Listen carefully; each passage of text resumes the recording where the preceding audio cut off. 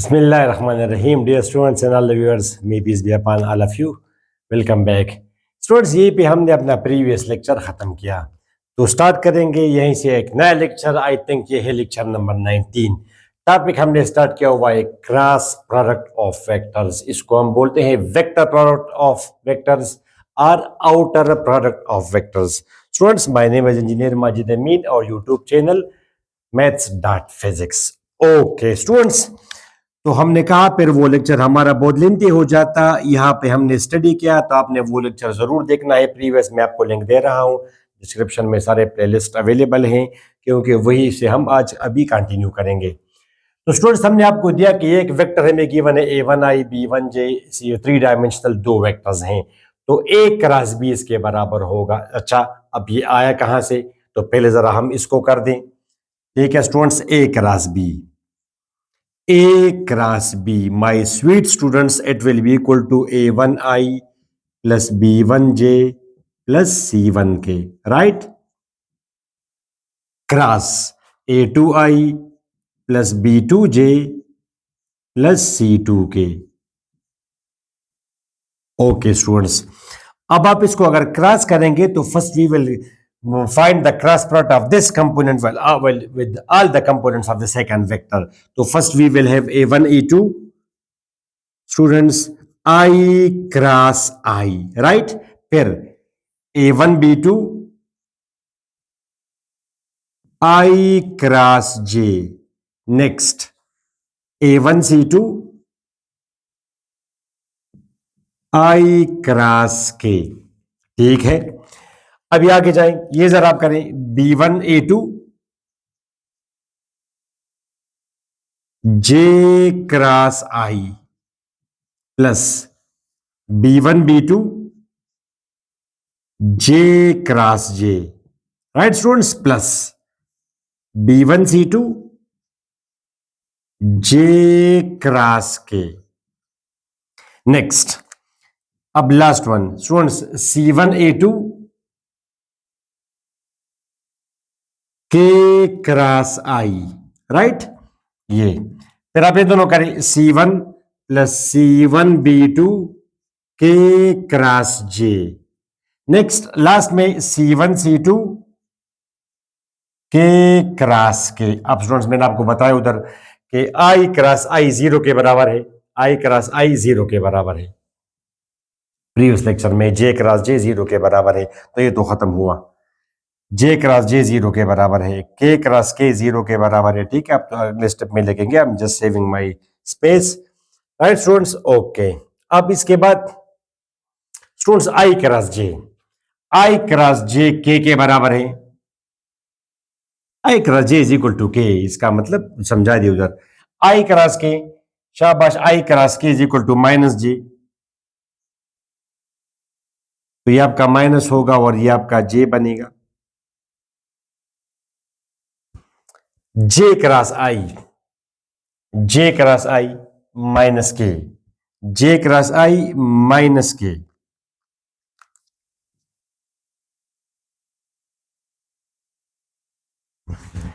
j cross k i,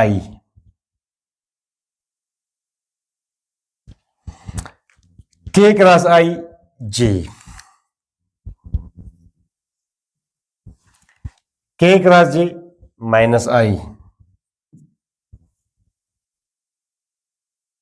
right students, तो इससे क्या बनेगा, इससे हमें क्या मिलेगा? आप जरा एट द एंड लिखें. ये स्टूडेंट्स यू विल गेट, ये इन दोनों में से आप आई कॉमन करें, तो at the end you will get b1 c2 minus c1 b2 या b2 c1 स्टूडेंट्स आई मैंने कॉमन किया. ठीक है, अब इन दोनों में से आप जे कॉमन करें, इन दोनों में से, तो it will be c1 a2 minus a1 c2 students J, और आखिर में स्टूडेंट्स ये के वाला वो है a1 b2 दैट वन, और ये आपका है students minus b1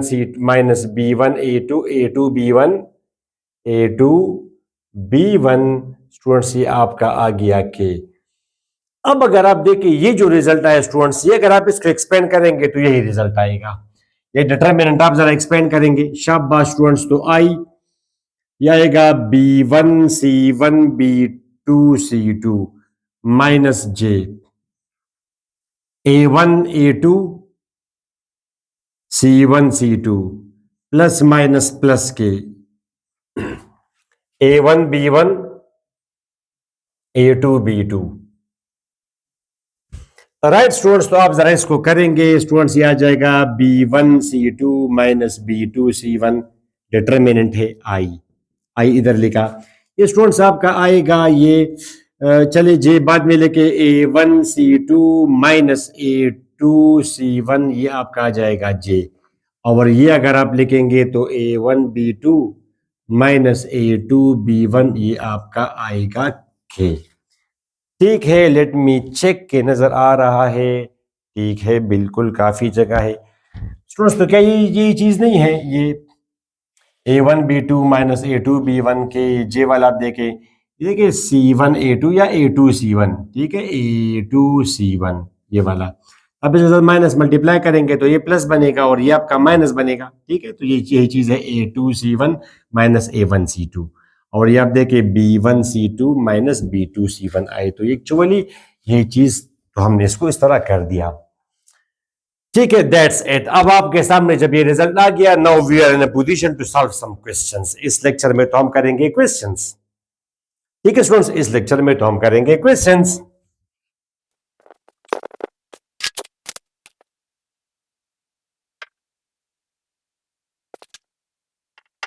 okay students, let's have a look at the first question of this. हमने ये लिया कि अगर ये दो वेक्टर्स आपको गिवन है, two dimensional three dimensional vectors are given, two three dimensional vectors are given. तो आप जरा करेंगे माय स्वीट स्टूडेंट्स, तो सबसे पहले अगर आप एक राज भी मालूम करेंगे तो जाहिर है अब उस लेंथी प्रोसेस से आपने नहीं करना स्टूडेंट्स, आप सिंपल लिखेंगे आई जे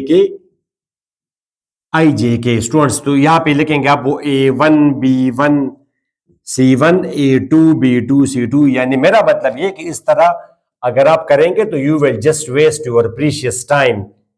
2i minus 3j plus 2k cross 4i plus 1j plus 1k। तो ये आप क्यों ऐसे करेंगे, ये तो आ जाएगा आपका 8i क्रॉस i 0 के बराबर है। i cross i is equal to 0, understand students. फिर आप ये करेंगे तो यह आ जाएगा 2i क्रॉस j। फिर आप ये करेंगे स्टूडेंट्स तो 2i क्रॉस k। नेक्स्ट ये -12 j cross i -3 j cross j -3 j cross k। Right students, अब आप ये करेंगे, शाबाश, plus 8 k cross i plus 2 k cross j plus 2 k cross k। ठीक स्टूडेंट्स, तो अभी आपको मैंने बताया कि i क्रॉस j, ये आप देखिए, शाबाश, i क्रॉस j ये k के बराबर है। i cross i 0, i cross i 0, i cross j k, i cross j k, और दूसरा है i क्रॉस k तो माइनस j। ये आपका आएगा स्टूडेंट्स माइनस जे, अंडरस्टैंड, एंटी क्लॉकवाइज पॉजिटिव, और j क्रॉस i क्लॉकवाइज है तो माइनस के।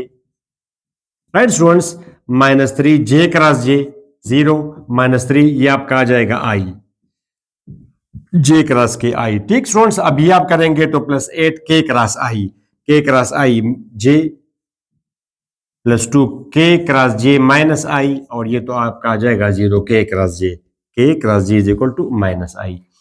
ठीक है स्टूडेंट्स, तो इसका रिजल्ट अब क्या आएगा, ये तो आपका 0 हुआ। ये आपका है स्टूडेंट्स i पहले आप लिखें -3i और -2i तो -5i।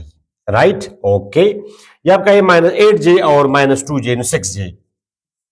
आखिर में आप करेंगे +12 के plus 2k plus 14k। That's it.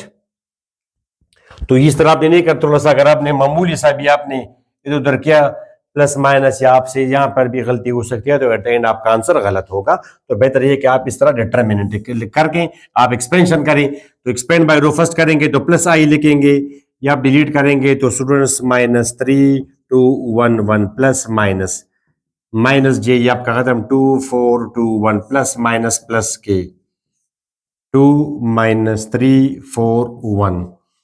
Students ये आपका है -3 - 2,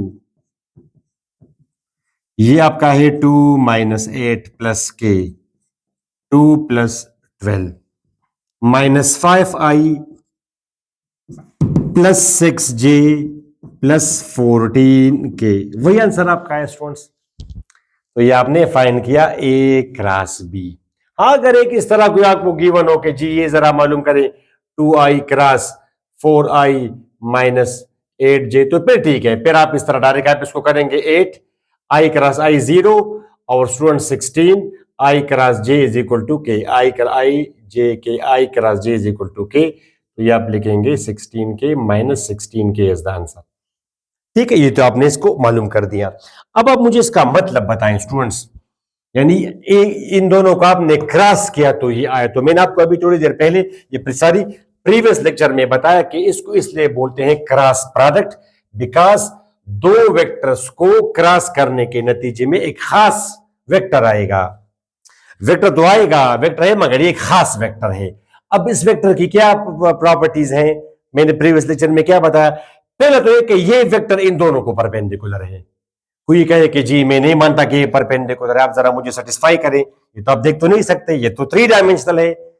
यानी स्टूडेंट्स इस तरह अगर ये तो प्लेन में हो तो हम बना सकते हैं, ये तो एक वेक्टर ऐसा है, दूसरा ऐसा है, ये तो परपेंडिकुलर दोनों, आप देख सकते हैं स्टूडेंट्स। मगर इसको मैं इस तरह रख दूं तो ये तो आप बना तो नहीं सकते 3 डायमेंशनल वेक्टर्स 14 के, तो आपने मैथमेटिकली इसको सेटिस्फाई करना है स्टूडेंट्स। तो आपको पता है डॉट पर इस स्टूडेंट्स ए क्रॉस बी को फिर हम शॉर्टकट में सी नाम देते हैं, एक वेक्टर आएगा, यानी ये अब हमारा वो सी वेक्टर है सी। अब सी बाय डिफिनेशन परपेंडिकुलर है ए को भी और बी को भी, तो how will you satisfy the person who does not agree कि आई डोंट एग्री कि this is perpendicular, just convince me. तो आप कहेंगे कि dot product will be zero. आपने पढ़ा है कि अगर दो नॉन जीरो वेक्टर्स का डॉट जीरो हो तो इसका मतलब है कि ये परपेंडिकुलर है। प्रोजेक्शन की बातें डॉट प्रोडक्ट में आपने पढ़ा है।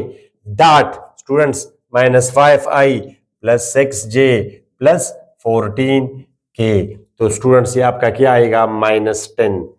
ठीक है, डॉट प्रोडक्ट आपको पता है -18, ये आपका आएगा +28। तो आपके सामने है माय स्वीट स्टूडेंट्स, बिल्कुल जीरो आ रहा है। तो इसका यही एक मतलब है कि A is perpendicular to C. Similarly अगर आप बी डॉट सी करेंगे, डायरेक्ट आप करें बी डॉट सी, आपका बी है ये आपका सी है, ये दोनों आप करेंगे तो -20। ठीक है स्टूडेंट्स, फिर आप 1 है और ये 6 है तो +6, 1 है ये आपका आ जाएगा 14, ये भी 0 है, तो इसका मतलब है कि बी इज परपेंडिकुलर टू सी।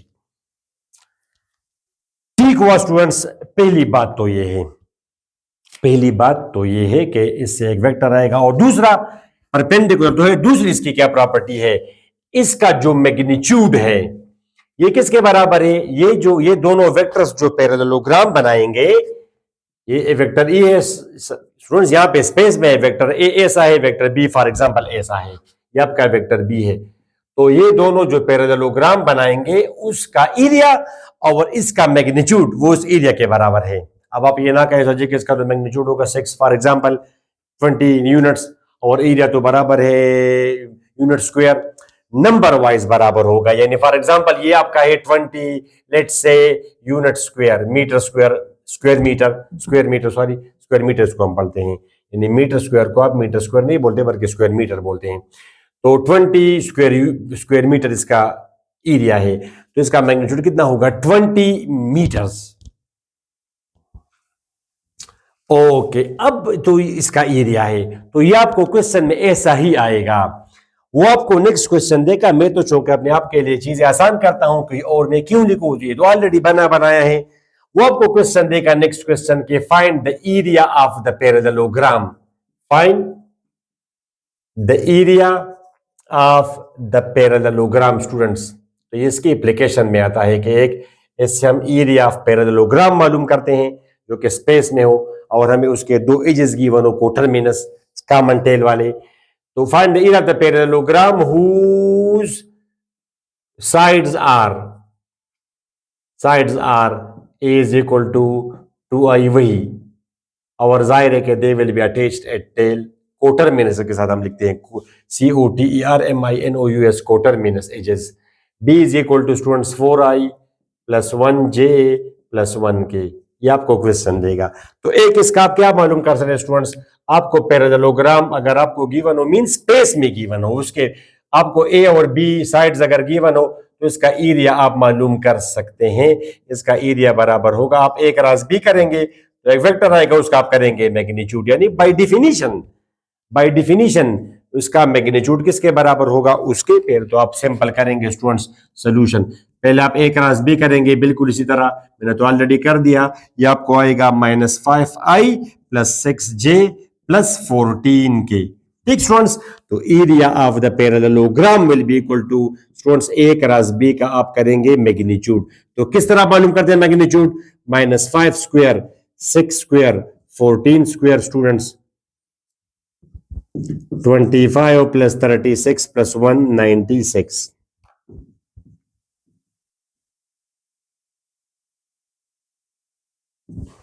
ठीक, 196 और ये आपका आएगा स्टूडेंट्स 36 25। ठीक है, 12 17 1 9 10 11 13 14 15 1। फिर आप जरा काइंडली वेरीफाई कर ले, अगर कुछ ऊंच नीच हुआ हो तो आप ठीक करें। √257 unit square. Right students, hopefully ये बातें आपको क्लियर हैं। ये इसका एक एप्लीकेशन है। दूसरा, कभी कभी वो आपको देगा find the area of the triangle. Students आपने देखा, अब अगर ट्राइंगल स्पेस में हो, ट्राइंगल स्पेस में मींस के ये आप जरा देखिए, ये मैंने एक ट्राइंगल यहाँ पे स्पेस में बनाया, तो जब ये ट्राइंगल मैंने स्पेस में बना, इसके ये एंड और ये एज, ये अगर हमें गिवन हो इन टर्म्स ऑफ वेक्टर तो हम इसका मालूम कर सकते हैं whose sides are this। ठीक है स्टूडेंट्स, तो अब ये अगर ट्राइंगल हो स्टूडेंट्स, ये अगर ट्राइंगल हो तो क्या ट्राइंगल का एरिया उस पैरेललोग्राम का हाफ नहीं है, तो आप करेंगे area is equal to area of triangle is equal to half into A cross B. एक तो सर हमने वो पढ़ा है कि half into base into height, तो वो तो अगर आपको गिवन यहाँ पे बेस इनटू हाइट किस तरह गिवन है, इसकी हाइट बेस और ये तो स्पेस में ट्राइंगल है, तो हर चीज के लिए there is a method to the madness. ठीक है, तो स्टूडेंट्स आप वही काम करेंगे, ये आप एक राशि भी करेंगे, इसके साथ फिर आप 1/2 मल्टीप्लाई कर देंगे, तो आपका ये एप्लीकेशन ये भी है, ये 1/2 इंटू √257, ये इसका है एरिया। ठीक स्टूडेंट्स, दो एप्लीकेशंस इसके ये हो गए। अच्छा स्टूडेंट्स, कभी कभी वो आपको ये देगा कि फाइंड अ वेक्टर, मगर ये मैं वही क्वेश्चन करूंगा जो कि वहां पे मेरा students find a vector which is perpendicular, ये भी कर देंगे perpendicular to both this and this.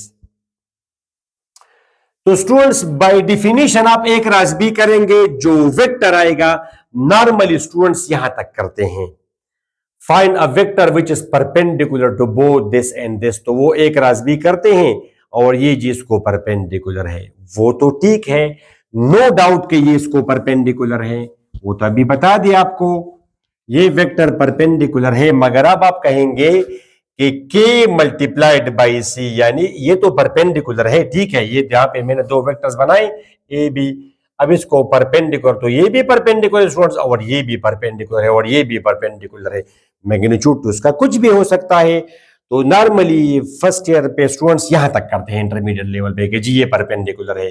अब आप कहेंगे k dot C is perpendicular to both A and B because multiple of this, ये भी परपेंडिकुलर है, इसको अगर 2 से मल्टीप्लाई करें वो भी परपेंडिकुलर है, just magnitude will be doubled. तो आप इस तरह करेंगे, मगर नॉर्मली हम यहां तक लेते हैं। इस तरह का एक क्वेश्चन हमने किया है डॉट प्रोडक्ट से भी, तो वही क्वेश्चन जरा मैं लिख दूं, ये क्वेश्चन आप लोगों ने किया है वहां स्टूडेंट्स, ये क्वेश्चन है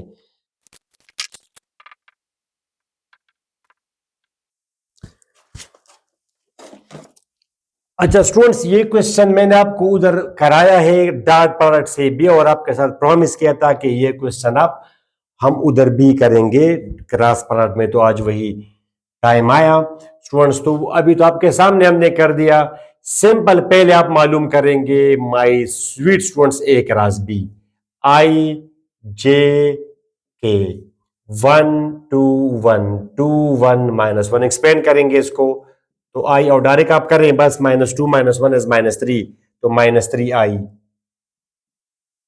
ठीक है स्टूडेंट्स, प्लस -j, ये आप खत्म करेंगे इसे तो -1 -2 -3, ये आपका आएगा +3, प्लस माइनस प्लस के, ये आप खत्म करेंगे तो 1 -2 इज -3। स्टूडेंट्स ये उधर भी आपको मैंने कराया है, ये सी आया, तो by definition C is perpendicular to A and C is perpendicular to B. Otherwise इसका मल्टीपल यानी C2C भी परपेंडिकुलर है और C/3 भी परपेंडिकुलर है। इसको अगर मैं 3 से मल्टीप्लाई कर दूंगा तो डिवाइड कर दूंगा तब भी वो परपेंडिकुलर रहेगा। एक स्टूडेंट्स कभी कभी ऐसा आ जाता है क्वेश्चन आपको, तो यार आपने ये देखा कि ये क्वेश्चन उधर हमने किया है और यही आंसर आया है। Find a unit vector perpendicular to both A and B. अब ये यूनिक है, यूनिट वेक्टर का तो मैग्नीट्यूड होता है 1, फिर ये यूनिक होगा, ठीक है स्टूडेंट्स। तो आपने सी मालूम किया, अब सी तो दोनों को परपेंडिकुलर है, मगर आपने तो मालूम करना है यूनिट वेक्टर। तो स्टूडेंट्स सी यूनिट वेक्टर, जैसे ये आपका ए है स्टूडेंट्स, ये आपका बी है, और अब ये भी परपेंडिकुलर है, ये भी परपेंडिकुलर है, बिल्कुल आप बिल्कुल आउट ऑफ द बोर्ड ए से आप आ जाएं, ठीक है, आउट ऑफ द बोर्ड ए से। तो अब फिर यूनिट वेक्टर फॉर एग्जांपल ये इसका मैग्नीट्यूड 1 है, यूनिट का तो मैग्नीट्यूड 1 होगा, तो फिर यूनिक वेक्टर होगा, तो ये क्वेश्चन पे ठीक है। सी यूनिट वेक्टर आप सिंपल करेंगे vector divide by magnitude of the vector, तो ये आपका है my students +3j -3k, right students, और डिवाइडेड बाय, शाबाश, ये आप करेंगे x कंपोनेंट का स्क्वायर, y कंपोनेंट का स्क्वायर और z कंपोनेंट का square. Students -3i +3j -3k √27, ये फिर आएगा 9 मल्टीप्लाइड बाई 3, तो 3 इंटू √3। स्टूडेंट्स ऊपर में से 3 कॉमन किया, नीचे के साथ कैंसिल हुआ, तो ये अब आप यूनिट वेक्टर आप इसको कहेंगे। अब ये क्या है स्टूडेंट्स, अब ये यूनिट वेक्टर, इसका मैग्नीट्यूड 1 है। किस तरह मैग्नीट्यूड मालूम करते हैं my sweet students, x component का स्क्वायर -1 √3 का स्क्वायर प्लस, बात स्टूडेंट्स इसमें कंफ्यूज है कि सर ये कैसे यूनिट वेक्टर है, तो यूनिट वेक्टर्स के सींग होते हैं, यूनिट वेक्टर्स जिसका मैग्नीट्यूड 1 हो, तो इसका अभी आप तमाम को अलग-अलग अप्लाई करें, a से √3, इसको भी अप्लाई करें 1/√3। अब ये यूनिट वेक्टर है, इसका मैग्नीट्यूड 1 है, कैसे, x कंपोनेंट स्क्वायर करें -1 √3 स्क्वायर, तो 1/3 स्क्वायर करेंगे प्लस 1/3 प्लस 1/3 स्क्वायर रूट 1 आ जाएगा, फिर ये ठीक है यूनिट वेक्टर जिसका मैग्नीट्यूड होता है 1। राइट स्टूडेंट्स, चलो एक और क्वेश्चन कर लें, बाकी तो हम सारे क्वेश्चन इसमें नहीं करेंगे।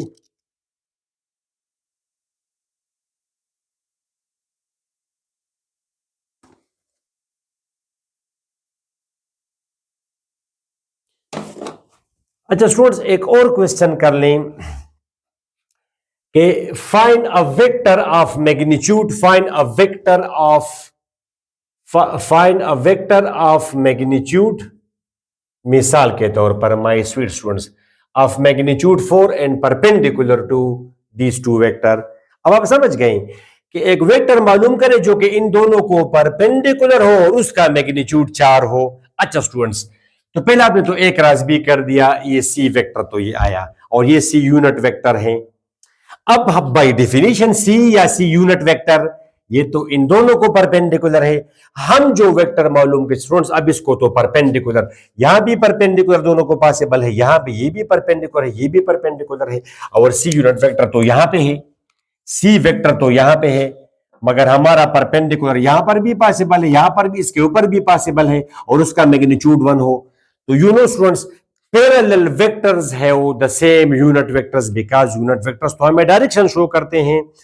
तो अगर स्टूडेंट्स अब ये वेक्टर इसको पैरेलल है, मैग्नीट्यूड में डिफरेंट है, तो फॉर एग्जांपल ये वेक्टर ए है, ये वेक्टर बी है, तो ए का यूनिट वेक्टर और बी का यूनिट वेक्टर ये बराबर होंगे।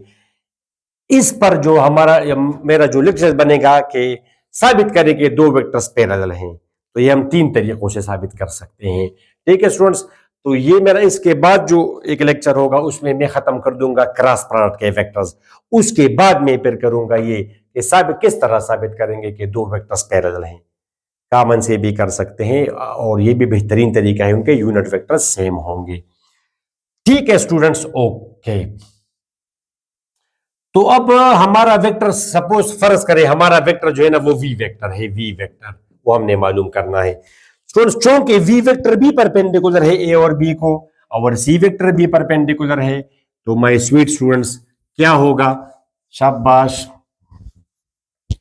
सी unit vector will be equal to V unit vector.